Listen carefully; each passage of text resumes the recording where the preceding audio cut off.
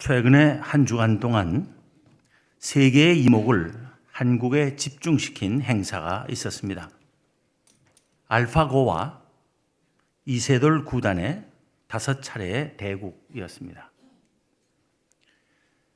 최첨단 정보 처리 기술의 집약체라 할 수 있는 인공 바둑 기사와 살아있는 최고수 인간 바둑 기사의 대결이기 때문에 가히 세기의 대결이라 할 수 있었던 이 대국에서 인공 기사가 4승 1패의 성적으로 인간 기사를 이겼습니다. 물론 알파고는 예상 외의 뛰어난 실력을 전 세계에 과시하며 한국 기원으로부터 명예 프로 구단증을 받기까지 했지만 단 한 번밖에 이기지 못한 이세돌 구단 또한 승자였고 모든 사람으로부터 칭송을 받으며 더 유명해졌습니다. 이 구단이 첫 세 대국에서 연달아 패하자 세계는 그야말로 충격의 도가니였습니다. 마치 인간이 기계에게 지배를 당하는 세상이 갑자기 밀어닥친 것 같은 당황감과 기계 앞에서 체험한 인간의 무력감이 두려움으로 변하여 순식간에 우리를 덮친 것입니다. 그래서 제4국에서의 이 구단의 승리는 경악과 공포에 사로잡혀 있던 인류에게 해방감과 그래도 아직은 사람이 기계 위에 있다는 안도감을 주었으며 그 때문에 사람들은 이 구단에게 감사하는 마음을 갖게 된 것 같습니다. 알파고가 보여준 인공지능이라는 현실 앞에서 많은 기대와 우려 섞인 상상을 하지 않을 수 없었습니다. 곧 우리의 삶에 엄청난 변화가 올 것이라는 생각과 함께 제가 목사이기 때문인지 제일 먼저 목사들이 걱정됐습니다.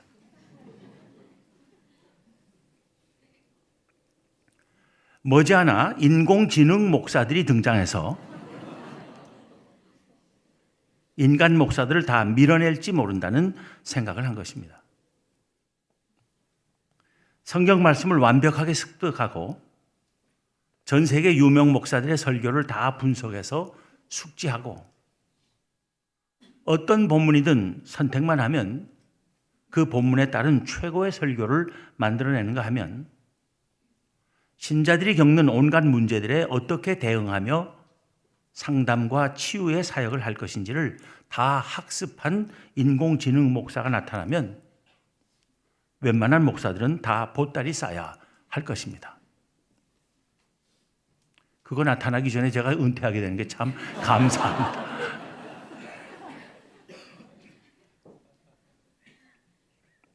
신학교도 다 문 닫아야 할 것입니다. 인공지능 목사를 생산하는 공장만 세우면 됩니다. 사람 목사보다 설교도 잘하고 기도도 잘하며 찬양도 잘하고 상담 치유 사역도 끝내주게 잘하는 인공지능 목사를 놔두고 굳이 설교도 신통치 않고 기도도 더듬거리며 찬송은 음치같이 부르고 신자들이 영적으로 가려워하는 데를 그때그때 적절한 하나님의 말씀으로 시원하게 긁어줄 줄도 모르는 목사를 청빙하려 하지 않을지 모릅니다. 귀찮게 신방 받을 필요도 없고 신방 올 때 뭘 대접해야 할까 고민 안 해도 되고 스마트폰만 켜면 설교, 기도, 찬송, 상담 다 듣고 받을 수 있을 것이니 편리하기 짝이 없을 것입니다. 그 모든 것을 스크린을 보면서 해결하는 것이 재미없어지면 목사 로봇을 3D 프린터로 만들어 놓으면 됩니다.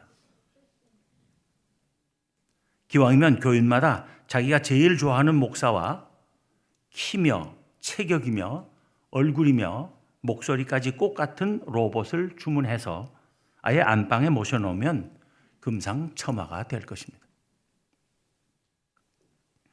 교회로서는 목사의 사례비, 사택, 승용차 같은데 예산 안 써도 되고 하니 장로님들이 좋아하실 것입니다. 그렇다고 장로들은 안심해도 되는 것은 아닙니다. 장로도 인공지능 장로로 교체해버릴 수 있을 것이기 때문입니다. 예배 때 공중기도도 은혜롭게 잘하고 뛰어난 기획력과 무슨 일이든 정확하게 이를 데 없는 판단력과 무슨 부서를 맡기든지 최선의 실행 능력을 갖춘 인공지능 장로들을 만들어내면 될 것입니다. 게다가 모든 교인 앞에서 공손하고 인사 잘하며 친절하고 목 절대 굳어지지 않는 부드러운 목을 가진 인공지능 장로를 만들면 인기 만점일 것입니다. 괜히 교회 시끄럽게 장로 선거 안 해도 됩니다. 피택 장로 교육 길게 할 필요도 없습니다. 이미 모든 교육 내용을 다 입력시키고 학습시켜 놓으면 될 것이기 때문입니다. 권사님들도 마찬가지입니다. 수요일 예배 때 공중기도 겁내지 않고 구역 예배 인도도 은혜롭게 잘 할 그런 인공지능 권사를 구역 수대로 필요한 만큼만 만들어 놓으면 구역 관리는 염려할 게 없을 것입니다. 그렇게 되면 사람이 설 자리는 거의 다 없어질 것입니다. 여기서 우리는 사람의 존재 의미가 남아있을 자리는 어디에 있는가? 인간의 삶이 기계화를 넘어설 여지는 어디에 있는 것인가 하는 질문을 던지지 않을 수 없는 것입니다. 무엇이 과연 인간을 여전히 하나님의 형상대로 지음받은 인간이게 하고 기계에 예속되지 않게 하며 다른 모든 존재와 차별되게 할 수 있겠습니까?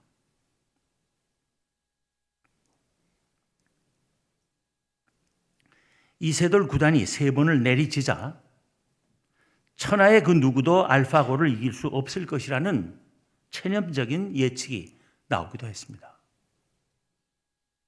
그런데 이 구단이 한번 멋지게 알파고를 이기자 알파고도 완전하지 않다. 허점이 있다. 의외의 수를 두면 당황하며 실수를 연발한다 하는 등의 소리들이 나왔습니다. 또 왜 그런 일이 일어날 수 있는지에 대한 여러 가지 설명도 있었습니다. 알파고를 만들어낸 과학자들 자신의 설명도 있었습니다. 정보 처리 기술이나 바둑에 대한 이해가 부족하기 때문에 그 모든 설명을 다 이해할 수는 없었지만 제 뇌리에 박힌 한마디 말이 있습니다. 그것은 알파고는 오직 이기도록만 세팅되어 있다는 것이었습니다. 그 말을 되새기며 바로 거기에 인간이 인공지능이나 기계와 다를 수 있고 달라야 하는 결정적인 점이 있다는 생각을 했습니다. 절대로 질 줄 모르고, 아니 저 줄 줄 모르고 양보할 줄 모른다면 그것은 기계입니다. 그러나 안 질 수 있지만 저 줄 줄 알고 양보할 줄 알면 사람입니다.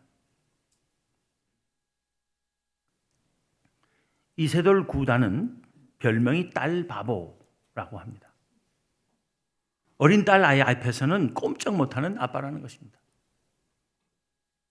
온 세상이 이세돌 구단을 바둑 최고순이 인류의 대표니 하는 말을 한창 하고 있을 때 이 구단의 딸이 한 말이 너무 흥미롭습니다. 우리 아빠가 최고수라고요? 나한텐 맨날 지는데. 바로 그겁니다. 어떻게 이 구단이 어린 딸에게 지겠습니까? 사랑하는 딸을 기쁘게 하기 위해서, 그 딸을 즐겁게 해주기 위해서 일부러 주는 것 아니겠습니까? 한마디로 사랑입니다. 이 사랑이 우리를 사람 되게 하는 것입니다.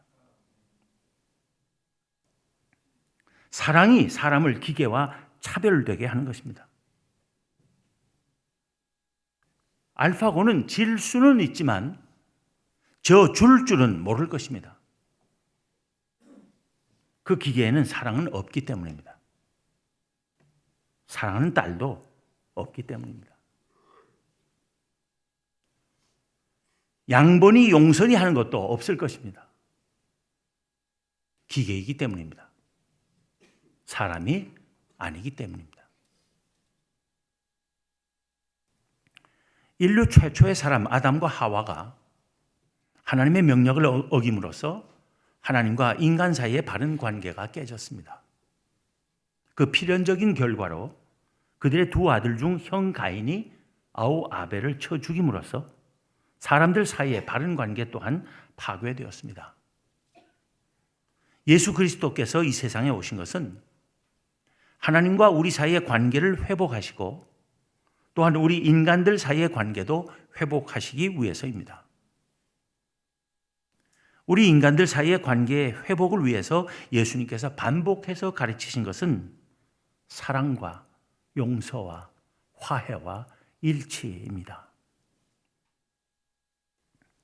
사람들 사이의 사랑과 용서와 화해와 하나됨을 이루기 위하여 예수님께서는 십자가의 고난과 죽음이 기다리고 있는 예루살렘에 입성하신 것입니다.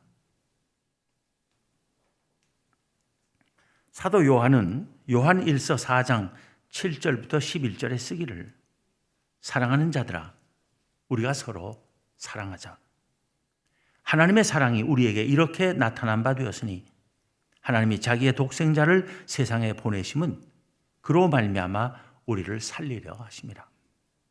사랑하는 자들아 하나님이 이같이 우리를 사랑하셨은즉 우리도 서로 사랑하는 것이 마땅하도다 했고 같은 서신 4장 20절 21절에서도 누구든지 하나님을 사랑하노라 하고 그 형제를 미워하면 이는 거짓말하는 자니 보는 바 그 형제를 사랑하지 아니하는 자는 보지 못하는 바 하나님을 사랑할 수 없느니라. 우리가 이 계명을 주께 받았으니 하나님을 사랑하는 자는 또한 그 형제를 사랑할지니라 했습니다. 사도 베드로도 베드로전서 4장 7절 8절에 쓰기를 만물의 마지막이 가까이 왔으니 그러므로 너희는 정신을 차리고 근신하여 기도하라. 무엇보다도 뜨겁게 서로 사랑할지니 사랑은 허다한 죄를 덮느니라 했습니다. 사도 바울은 에베소서 4장 31절 32절에 쓰기를 너희는 모든 악독과 노함과 분냄과 떠드는 것과 비방하는 것을 모든 악의와 함께 버리고 서로 친절하게 하며 불쌍히 여기며 서로 용서하기를 하나님이 그리스도 안에서 너희를 용서하심과 같이 하라 했고 골로새서 3장 12절부터 15절에서는 그러므로 너희는 하나님이 택하사 거룩하고 사랑받는 자처럼 긍휼과 자비와 겸손과 온유와 오래 참음을 옷 입고 누가 누구에게 불만이 있거든 서로 용납하여 피차 용서하되 주께서 너희를 용서하신 것 같이 너희도 그리하고 이 모든 것 위에 사랑을 더하라. 이는 온전하게 매는 띠니라. 그리스도의 평강이 너희 마음을 주장하게 하라. 너희는 평강을 위하여 한 몸으로 부르심을 받았나니 너희는 또한 감사하는 자가 되라 했습니다.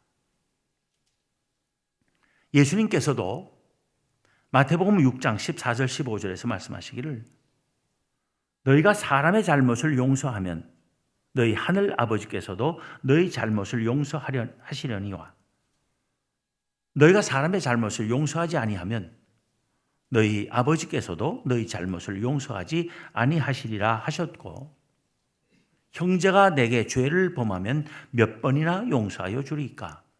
7번까지 하오리까? 하고 여쭙는 베드로에게 말씀하시기를 7번뿐 아니라 7번을 70번까지라도 할지니라 하셨습니다. 이렇듯 사랑하고 용서하는 것은 우리가 하나님으로부터 받은 사랑과 용서의 은혜에 대해 우리가 보여야 할 마땅한 응답임에도 불구하고 그것을 거부하며 사소한 일로 미움을 마음에 가득 채우고 복수의 칼을 갈고 있어서는 안 됩니다. 사도 요한은 요한 1서 3장 10절에서 이러므로 하나님의 자녀들과 마귀의 자녀들이 드러나나니 무릇 의를 행하지 아니하는 자나 또는 그 형제를 사랑하지 아니하는 자는 하나님께 속하지 아니하니라 했습니다. 무슨 말입니까? 형제를 사랑하지 아니하는 자는 결국 마귀의 자녀들이라는 것입니다. 사도 요한이 오늘 본문에서는 뭐라고 합니까? 빛 가운데 있다 하면서 그 형제를 미워하는 자는 지금까지 어둠에 있는 자요. 그의 형제를 사랑하는 자는 빛 가운데 거하여 자기 속에 거리낌이 없으나 그의 형제를 미워하는 자는 어둠에 있고 또 어둠에 행하며 갈 곳을 알지 못하나니 이는 그 어둠이 그의 눈을 멀게 하였습니다. 하지 않습니까? 눈 먼 채로 어둠에 있지 말고 서로 사랑하며 빛 가운데 사는 우리 모두가 되기를 기원합니다. 기도하겠습니다.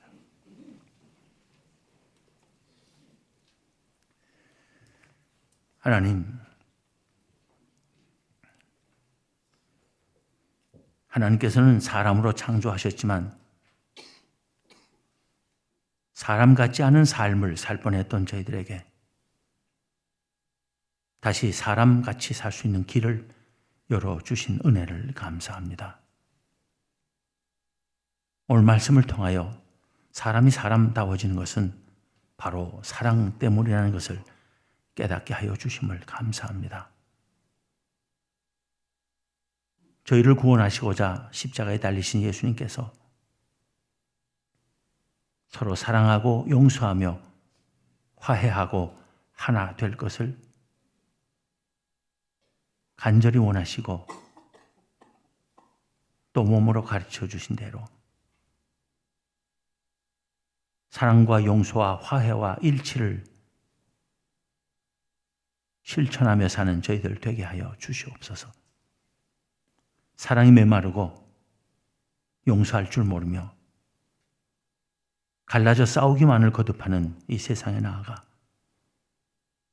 예수 그리스도의 가르침을 전하며 사랑과 용서와 화해와 하나됨을 이루어가는 저희 모두가 되게 하여 주시옵소서. 우리 주님 예수 그리스도 이름으로 기도하옵나이다. 아멘.